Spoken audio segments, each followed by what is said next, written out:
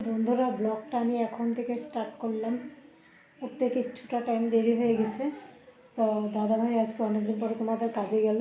তো দাদাভাই কাজে গেছে, ফোন করলো আমাকে। শরীর একদমই খারাপ, মাথা ব্যথা করছে। নদীর পাড়ে দোকান, তো তোমরা তো জানোই পরে দোকানে কাজ করলে কত কষ্ট। তো দেখো, এখন একটা ফেরিওয়ালা আসছিলো, ফেরিওয়ালা থেকে এই রাবারটা রাখছি 10 টাকা, বেশি দাম।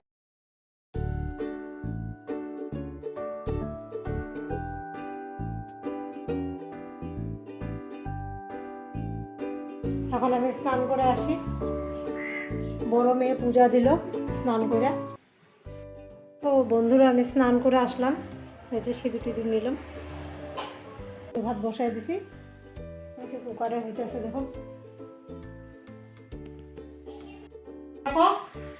পয়সা কি জিনিস নিয়ে গেছি 100 টাকা দোকানে, সব শেষ। এই যে একটা সবজিওয়ালা আসলো, রুটির সাথে করার জন্য বাঁধাকপি রাখলাম 10 টাকা, এটা দাম। আর এই যে এটা আনলাম 60 টাকা দাম। কি জিনিস খাবা, মানে বাচ্চাদের জন্য, ওরা সিদ্ধ ভাত খেবো না, এর জন্য বাটারটা নিয়ে আসলাম 60 টাকা দিয়ে। তো বন্ধুরা দেখতে থাকো, এখন ভাত খাওয়া দাওয়া করবো। ওদের ভাতটা দিয়ে দিয়ে দেরি হয়ে গেল। তো দেখো, এখানে আমি আগুন জ্বালাইছি। তা এখন আগুন তাপামো আমি বসা বসা। দোকানের যত বাকলা বুকলা বাইরে, এই প্লাস্টিক এগুলো একটু খড়ির লগে জ্বালাইতেছি। আমার আগুন তাপাইতে খুবই ভালো লাগে ঠান্ডার দিনে। ওই যে পাশে দেখো ওইটা বইরেছে, ওইটারও বলে সেই গরম লাগছে। তো বন্ধুরা, তোমরা আগুন তাপাইতে ভালোবাসো কি না? আমার তো খুবই ভালো লাগে। আর পিকনিক সাইডে কইরা খাইতে, রান্না করতে চুলায় খুবই ভালো লাগে। তা আমার যদি একটু ভগবানের কৃপায় যদি নিজের জায়গা টাকা যদি থাকতো। বিয়ার আগে তো বাপের বাড়ি কোনোদিনও ভাড়া থাকি নাই, নিজের বাড়িই ছিল। তো ওটাই ভাবি যে নিজের যদি একটু বাড়ি হতো, জায়গা হতো, তাহলে আমিও নিজে চুলায় রান্না করতাম, গাছগাছালি লাগাইতাম। ফুলের গাছ টাছ আমার খুব ভালো লাগে। তো দেখি, এখন তো আপাতত এখানে ভাড়া আছি। তো ভাড়া মানে মালিকও নিজের মতো একদম অন্যরকম।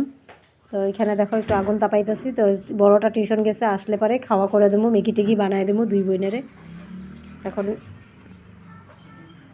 তো দেখো, এখানে আমি ম্যাগি বানায় ফেলাইছি।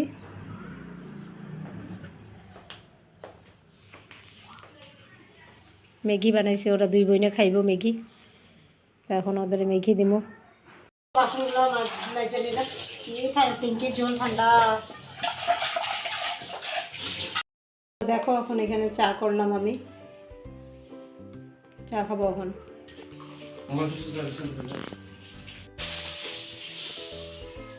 তো দেখো, এগুলো দিয়ে আমরা চা খাবো এখন।